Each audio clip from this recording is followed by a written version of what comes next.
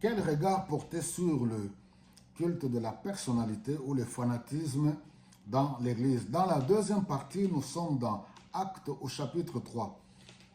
Donc, nous voyons ici, je l'ai dit la fois passée, c'est aux hommes de Dieu d'arrêter cet élan.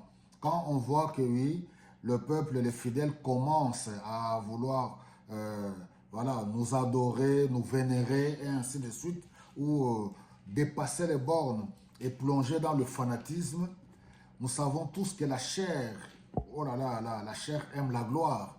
Ah, la chair aime la gloire, le succès. Alors, il faut de la discipline. Et nous voyons ici Pierre et Jean. Ils arrivent dans Actes au chapitre 3. Vous connaissez l'histoire. L'homme infirme de plus de 40 ans a trouvé la guérison et il a marché. Nous voyons au verset 11, comme l'homme ne quittait pas Pierre et Jean, tous frappés d'étonnement, la foule accourut vers eux dans la galerie, à colonne qu'on appelait galerie de Salomon. Alors Pierre a détecté directement le danger, que les gens allaient tomber dans l'idolâtrie. C'est la nature du peuple, de la population. Tomber dans l'idolâtrie, adorer quelqu'un, vénérer quelqu'un. Pierre court directement. Nous sautons, nous lisons au verset 16. Il dit, mais pourquoi nous regardez-vous comme si c'était à cause de notre piété, comme si nous étions des personnes extraordinaires, comme si c'était par nous que cet homme a retrouvé la bonne santé?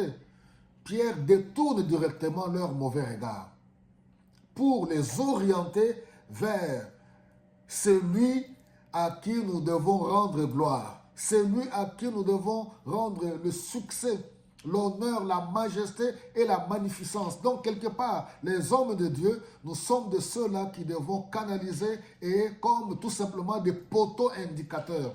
Quel que soit ce que le Seigneur peut faire au travers de nous, nous devons orienter, montrer le peuple de Dieu que ce n'est pas nous, voici c'est Jésus-Christ. Voilà au verset 16, il dit, c'est la puissance du nom de Jésus qui, grâce à la foi en lui, a rendu la force à cet homme que vous voyez et que vous connaissez. C'est la foi en Jésus qui lui a donné d'être complètement guéri, comme vous pouvez tous le constater. Voilà mes bien-aimés. C'est si simple que ça. Nous sommes serviteurs de Dieu, nous avons, oui, des droits, des devoirs, comme nous voulons là. Nous avons des bénéfices, mais nous devons orienter le peuple de Dieu vers Jésus-Christ. Nous devons leur montrer Jésus-Christ.